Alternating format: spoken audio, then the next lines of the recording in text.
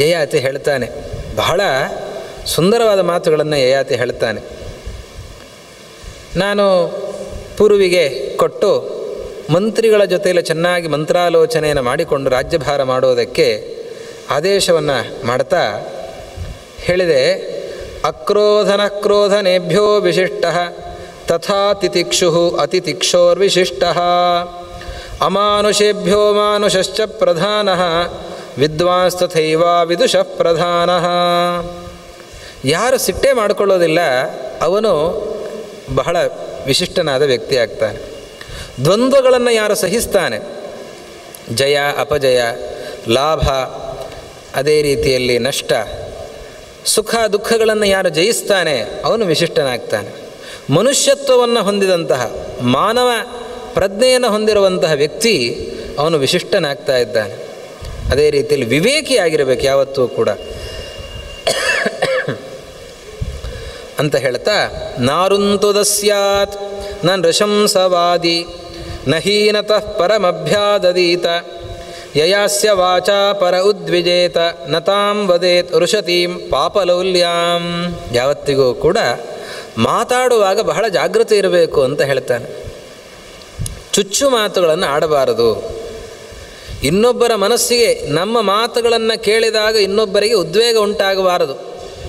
ಅನುದ್ವೇಗ ಕರಂ ವಾಕ್ಯಂ ಸತ್ಯಂ ಪ್ರಿಯಹಿತಂಚಯತ್ ಅಂತ ಕೃಷ್ಣ ಇದು ವಾಂಗ್ಮಯಂ ತಪ ಉಚ್ಯತೆ. 3 ಯಜ್ಞಗಳನ್ನು ಹೇಳ್ತಾ ವಾಂಗ್ಮಯ ತಪಸ್ಸು ಅಂತಂದರೆ ಯಾವುದು? ಇನ್ನೊಬ್ಬರ ಮನಸ್ಸಿಗೆ ನೋವಾಗದಂತಹ ಮಾತುಗಳನ್ನು ಆಡಬೇಕು. ಇದು ವಾಂಗ್ಮಯ ತಪಸ್ಸು ಅಂತ ಅನಿಸಿಕೊಂಡಿದೆ. ಇದನ್ನು ಯಯಾತಿ ಹೇಳ್ತಾನೆ.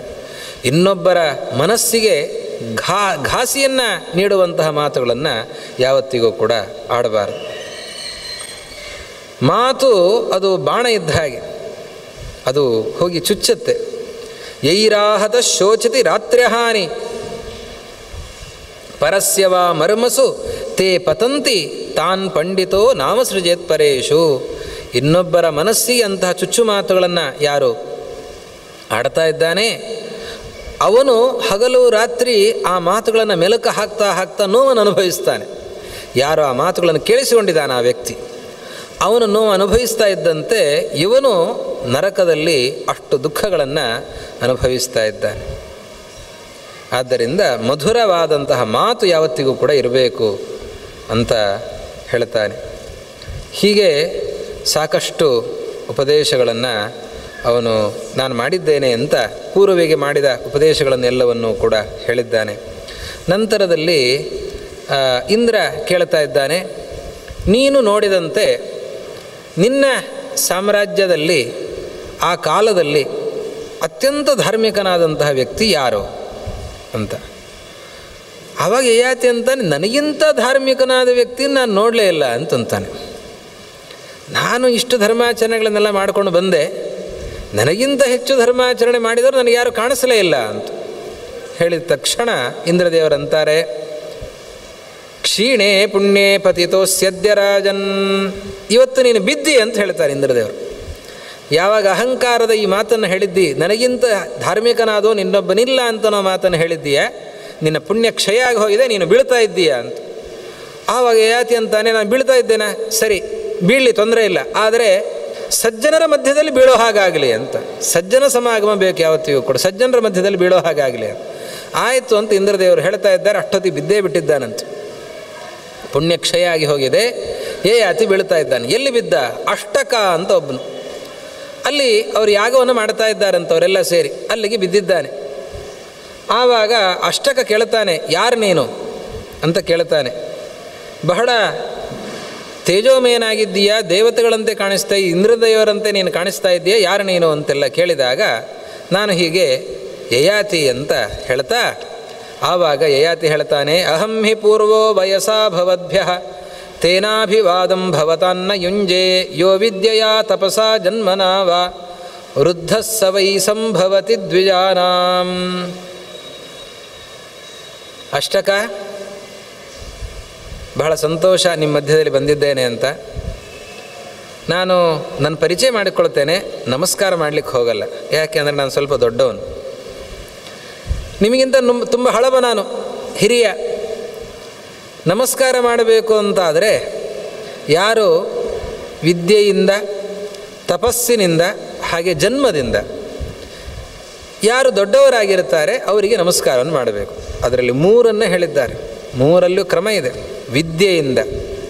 ವಿದ್ಯೆಯಿಂದ ಯಾರು ಶ್ರೇಷ್ಠರಾಗಿರ್ತಾರೆ ಅವರಿಗೆ ಮೊದಲು ನಮಸ್ಕಾರ.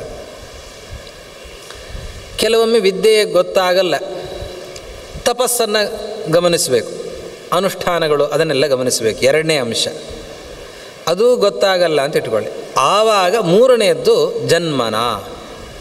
ಇವತ್ತು ನಾವು ನಮಸ್ಕಾರ ಅಂತನ್ನುವಾಗ ವಯಸ್ಸಿನಲ್ಲಿ ಯಾರು ಹಿರಿಯರೋ ಅವರಿಗೆ ನಮಸ್ಕಾರ ಅಂತ ಮಾಡ್ತೇವೆ. ಇದು 3ನೇ ಹಂತ. ಇದು ಮೊದಲು ಗಮನಿಸಬೇಕಾದದ್ದು ನಮಸ್ಕಾರಕ್ಕೆ ಅರ್ಹನಾದ ವ್ಯಕ್ತಿ ಅಂತಂದರೆ ವಿದ್ಯೆಯಲ್ಲಿ ಯಾರು ಉತ್ತಮನಾಗಿದ್ದಾನೆ ಅವನು ಮೊದಲು ನಮಸ್ಕಾರಾರ್ಹ.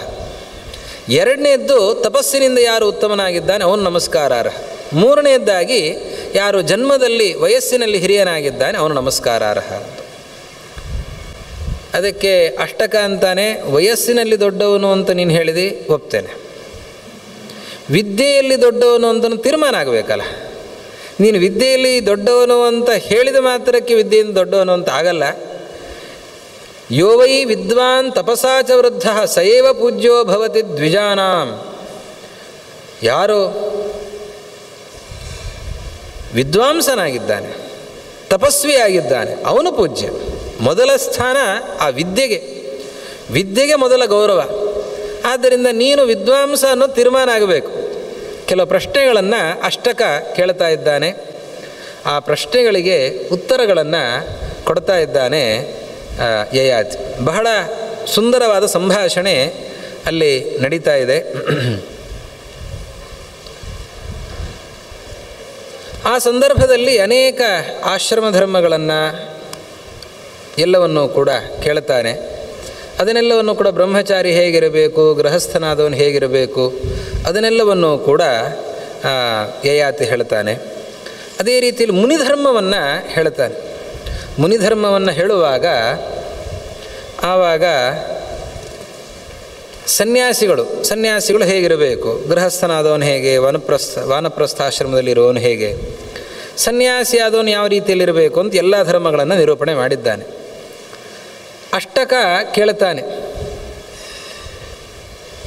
ಯಾವ ಸನ್ಯಾಸಿ ಶ್ರೇಷ್ಠನಾಗಿದ್ದಾನೆ ಅಂತ.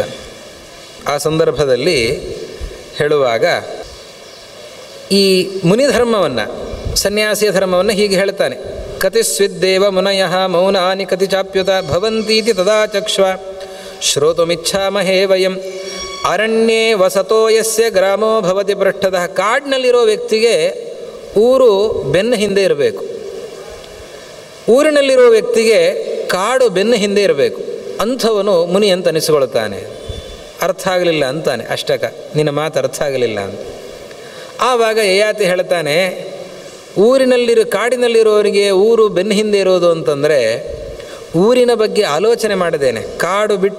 ಊರು ಬಿಟ್ಟು ಕಾಡಿಗೆ ಬಂದಾಗ ಮನೆಯಲ್ಲಿ ಮಡದಿ ಹೇಗಿದ್ದಾಳೆ, ಮಕ್ಕಳು ಹೇಗಿದ್ದಾರೆ, ನನ್ನ ಮಿತ್ರರು ಹೇಗಿದ್ದಾರೆ ಅಂತ ಅವರ ಬಗ್ಗೆನೇ ಇವನು ಆಲೋಚನೆ ಮಾಡ್ತಾ ಇದ್ದ ಅಂತಾದರೆ ದೇಹ ಮಾತ್ರ ಕಾಡಿನಲ್ಲಿದೆ, ಮನಸ್ಸೆಲ್ಲ ಊರಿನಲ್ಲಿದೆ. ಅದು ಧರ್ಮ ಸಾಧನ ಅಂತ ಆಗೋದಿಲ್ಲ. ಆದ್ದರಿಂದ ಊರನ್ನು ಬಿಟ್ಟು ಬರೋದು ಅಂತಂದರೆ ಮನಸ್ಸನ್ನು ಪೂರ್ತಿಯಾಗಿ ಅಲ್ಲಿಂದ ತೆಗೆದು ಅಸಂಗ, ಅದರಲ್ಲಿ ಯಾವ ಸಂಬಂಧವೂ ಕೂಡ ಇರಬಾರ್ದು. ಆ ರೀತಿಯಲ್ಲಿರುವಂಥ ಸನ್ಯಾಸಿ ಶ್ರೇಷ್ಠ ಅಂತ ಸನ್ಯಾಸಿಯ ಧರ್ಮಗಳನ್ನು ಹೀಗೆ ಹೇಳ್ತಾ ಬರ್ತಾನೆ. ಆ ಸಂದರ್ಭದಲ್ಲಿ ಅಷ್ಟಕ ಕೇಳ್ತಾನೆ, ಕತರಸ್ತ್ವೇತಯೋ ಪೂರ್ವಂ ದೇವಾನಾಂ ಏತಿ ಸಾಮ್ಯತಾಂ ಉಭಯೋರ್ಧಾವತೋ ರಾಜನ್ ಸೂರ್ಯ ಚಂದ್ರಮಸೋರಿವ. ಕೆಲವು ಸನ್ಯಾಸಿಗಳು ಕಾಡಿನಲ್ಲಿರ್ತಾರೆ, ಕೆಲವು ಸನ್ಯಾಸಿಗಳು ನಾಡಿನಲ್ಲಿರ್ತಾರೆ. ಈ ಕಾಡಿನಲ್ಲಿರುವ ಸನ್ಯಾಸಿಗಳು ಶ್ರೇಷ್ಠನೋ, ನಾಡಿನಲ್ಲಿರುವ ಸನ್ಯಾಸಿಗಳು ಶ್ರೇಷ್ಠನೋ ಅಂತ ಅಷ್ಟಕ ಕೇಳ್ತಾನೆ. ಆವಾಗ ಯಯಾತಿ ಹೇಳ್ತಾನೆ, ಅನಿಕೇತ ಗೃಹಸ್ಥೇಷು ಕಾಮವೃತ್ತೇಷು ಸಂಯತಃ ಗ್ರಾಮ ಏವ ಚರನ್ ಭಿಕ್ಷು ತಯೋ ಪೂರ್ವತರಂಗತಃ. ಯಯಾತಿ ಅಂತಾನೆ, ಕಾಡಿನಲ್ಲಿರುವ ಸನ್ಯಾಸಿಗಳಿಗಿಂತ ನಾಡಿನಲ್ಲಿರುವ ಸನ್ಯಾಸಿಗಳು ಶ್ರೇಷ್ಠ ಅಂತ. ಯಾರು ನಾಡಿನಲ್ಲಿದ್ದಾನೆ, ಕಾಮವೃತ್ತೇಷು ಯಥೇಚ್ಛವಾದ ಭೋಗಗಳನ್ನು ಅನುಭವಿಸುವಂತಹ ಈ ಐಷಾರಾಮಿ ಜೀವನವನ್ನು ಸಾಗಿಸುವ ಜನರ ಮಧ್ಯದಲ್ಲಿರ್ತಾನೆ, ಸಂಯತಃ ಆತ್ಮನಿಗ್ರಹವನ್ನು ಮಾಡಿಕೊಂಡಿದ್ದಾನೆ. ಅವನ ಮನಸ್ಸು ವಿಚಲಿತ ಆಗೋದಿಲ್ಲ. ಎಲ್ಲರ ಮಧ್ಯದಲ್ಲಿರ್ತಾನೆ, ಎಲ್ಲವನ್ನೂ ನೋಡ್ತಾ ಇರ್ತಾನೆ, ಮಧ್ಯದಲ್ಲಿದ್ದರೂ ಕೂಡ ಮನಸ್ಸು ನಿಗೃಹೀತವಾಗಿದೆ, ಮನಸ್ಸು ವಿಚಲಿತ ಆಗೋದಿಲ್ಲ. ಗ್ರಾಮ ಏವ ಚರನ್ ಭಿಕ್ಷು, ಅಂತಹ ವ್ಯಕ್ತಿ, ಊರಿನಲ್ಲಿ ಸಂಚರಿಸ್ತಾ ಇರುವಂತಹ ಸನ್ಯಾಸಿ ಕಾಡಿನಲ್ಲಿರುವ ಸನ್ಯಾಸಿಗಳಿಗಿಂತ ಶ್ರೇಷ್ಠನಾಗಿದ್ದಾನೆ. ಇದು ಯಯಾತಿ ಹೇಳಿರುವಂತಹ ಮಾತು. ಇವತ್ತು ನಾವು ಆ ಮಾತನ್ನು ನೋಡುವಾಗ, ಯಯಾತಿಯ ಮಾತನ್ನು ನೋಡುವಾಗ, ಇವತ್ತು ನಮ್ಮ ಗುರುಗಳು ಪೇಜಾವರ ಶ್ರೀಪಾದರು, ವಿಶ್ವೇಶತೀರ್ಥ ಶ್ರೀಪಾದರ ವ್ಯಕ್ತಿತ್ವವನ್ನು ಯಯಾತಿ ಅವತ್ತೇ ರೂಪಿಸಿದ್ದಾನೆ ಅಂತ ಭಾವನೆ ಬರುತ್ತೆ. ಅದರಲ್ಲಿ ಅಷ್ಟಕ ಪ್ರಶ್ನೆ ಕೇಳಿದ್ದು, ದೇವಾನಾಂ ಏತಿ ಸಾಮ್ಯತಾಂ, ದೇವತೆಗಳಂತಿರುವಂತಹ ವ್ಯಕ್ತಿ ಯಾರು ಅಂತ. ಅದಕ್ಕೆ ಇಂತಹ ಸನ್ಯಾಸಿಗಳು ಊರಿನಲ್ಲಿದ್ದು ಕೂಡ ಅಷ್ಟು ತಮ್ಮ ಆತ್ಮಸಂಯಮ ಇರುವಂತಹ ವ್ಯಕ್ತಿಗಳು ಯಾರಿದ್ದಾರೆ, ಅವರು ದೇವಸಾಮ್ಯವನ್ನು ಹೊಂದುತ್ತಾರೆ ಅಂತನ್ನುವ ಮಾತನ್ನು ಯಯಾತಿ ಹೇಳಿದ್ದಾನೆ. ಅಂತಹ ವ್ಯಕ್ತಿಗಳ ಉದಾತ್ತ ಚರಿತೆಯ ಕುರಿತಾಗಿ ಯಯಾತಿ ಹೇಳುವಂತಹ ಮಾತು, ಅಂತಹ ವ್ಯಕ್ತಿಗಳು ದೇವಸಾಮ್ಯತಾಮ್ಯಾಂತಿ, ದೇವತ್ವವನ್ನು ಹೊಂದಿದವರಾಗಿರುತ್ತಾರೆ ಅಂತ ಹೀಗೆ ಅನೇಕ ಧರ್ಮಗಳ ನಿರೂಪಣೆಯನ್ನು ಮಾಡಿದ್ದಾನೆ. ಆವಾಗ ಅಷ್ಟೆಲ್ಲವನ್ನೂ ಕೂಡ ಕೇಳಿದಾಗ ಅಷ್ಟಕನಿಗೆ ಬಹಳ ಸಂತೋಷ ಆಗತ್ತೆ. ಅವನ ಮನಸ್ಸಿನಲ್ಲಿ ಏನೆಲ್ಲ ಗೊಂದಲಗಳಿರ್ತದೆ ಅದನ್ನೆಲ್ಲ ಪ್ರಶ್ನೆಗಳನ್ನು ಕೇಳುತ್ತಾನೆ. ಎಲ್ಲ ಪ್ರಶ್ನೆಗಳಿಗೂ ಯಯಾತಿಯಿಂದ ಉತ್ತರ ಸಿಗತ್ತೆ. ಅಷ್ಟೆಲ್ಲ ಉತ್ತರಗಳನ್ನು ಹೇಳಬೇಕು ಅಂತಾದರೆ ಆ ಯಯಾತಿ ಎಂತಹ ಯೋಗ್ಯನಾದಂತಹ ವ್ಯಕ್ತಿ, ತಪಸ್ವಿ, ರಾಜರ್ಷಿ ಅನ್ನೋದನ್ನು ನಾವು ಅರ್ಥ ಮಾಡಿಕೊಳ್ಬೇಕು. ಆವಾಗ ಅಷ್ಟಕ ಹೇಳ್ತಾನೆ. ಅಷ್ಟಕ ಮತ್ತಿನ್ಯಾರೂ ಅಲ್ಲ, ಅಷ್ಟಕ ಯಯಾತಿ ರಾಜನ ಮಗಳ ಮಗ ಆಗಿರ್ತಾನೆ. ಅವನಂತಾನೆ, ನನ್ನ ಪುಣ್ಯ ಎಲ್ಲ ಕೊಡ್ತೇನೆ, ನೀನು ಮೇಲಕ್ಕೆ ಹೊರಟು ಹೋಗು ಅಂತ ಹೇಳ್ತಾನೆ. ಅವನು ಕೇಳ್ತಾನೆ ಅಷ್ಟಕ, ನನ್ನ ಪುಣ್ಯ ಎಷ್ಟಿದೆ, ದೇವಲೋಕದಲ್ಲಿ ಏನಾದರೂ ಇರೋದಕ್ಕೆ ನನಗೆ ಅವಕಾಶ ಇದೆಯಾ ಅಂತ ಕೇಳ್ತಾನೆ. ಅದಕ್ಕೆ ಯಯಾತಿ ಹೇಳ್ತಾನೆ, ನೀನು ಸಾಕಷ್ಟು ದೀರ್ಘಕಾಲ ದೇವಲೋಕದಲ್ಲಿ ಇರುವಂತಹ ಸೌಭಾಗ್ಯವನ್ನು ಹೊಂದಿದ್ದೀಯಾ ಅಂತ. ಅವನಿಗೆ ಯಯಾತಿ ದೇವಲೋಕದಿಂದ ಬಂದವನಾದ್ದರಿಂದ ಅವನು ಆ ದಿವ್ಯ ದೃಷ್ಟಿಯಿಂದ ಎಲ್ಲ ಹೇಳ್ತಾನೆ, ನಿನಗೆ ಎಷ್ಟು ಪುಣ್ಯ ಇದೆ ಅಂತ. ಅದಕ್ಕೆ ಯಾವತ್ ಪೃಥಿವ್ಯಾಂ ವಿಹಿತಂ ಗವಾಶ್ವಂ ಸಹಾರಣ್ಯೇ ಪಶುಭಿಃ ಪಕ್ಷಿಭಿಶ್ಚ ತಾವಲ್ಲೋಕಾದಿವಿ ತೇ ಸಂಸ್ಥಿತಾ ವೈ ತಥಾ ವಿಜಾನೀಹಿ ನರೇಂದ್ರ ಸಿಂಹ. ಭೂಮಿಯಲ್ಲಿ ನೀನೇನೆಲ್ಲ ಗೋದಾನ, ಅಶ್ವದಾನ ಮೊದಲಾದದ್ದೆಲ್ಲ, ಹಿರಣ್ಯದಾನ ಎಲ್ಲವನ್ನೂ ಕೂಡ ಮಾಡಿದ್ದೀಯ. ಎಷ್ಟೆಲ್ಲ ಇವತ್ತು ನಿನ್ನ ಪಾಲನೆಯನ್ನು ಮಾಡ್ತಾ ಇದ್ದೀಯ. ಎಷ್ಟು ಪಶು ಸಂಪತ್ತನ್ನು, ಪಕ್ಷಿ ಸಂಪತ್ತನ್ನು ಎಲ್ಲವನ್ನೂ ಕೂಡ ನೀನು ನೋಡ್ಕೊಳ್ತಾ ಇದ್ದೀಯ. ಅಷ್ಟು ಸಂಖ್ಯೆಯಲ್ಲಿ ಲೋಕಗಳು ನಿನಗೋಸ್ಕರ ಕಾದುಕೊಂಡಿವೆ. ಅಷ್ಟು ದೀರ್ಘಕಾಲ ನೀನು ದೇವಲೋಕದಲ್ಲಿ ವಾಸಿಸುವಂತಹ ಸೌಭಾಗ್ಯವನ್ನು ಪಡೆದಿದ್ದೀಯ. ಅಷ್ಟಕ ಅಂತಾನೆ, ಇದನ್ನೆಲ್ಲವನ್ನು ಕೂಡ ನಿನಗೆ ಕೊಡ್ತೇನೆ, ನೀನು ದೇವಲೋಕಕ್ಕೆ ಏರು ಅಂತ ಹೇಳ್ತಾನೆ. ಯಯಾತಿ ಅಂತಾನೆ, ಆಗೋದಿಲ್ಲ,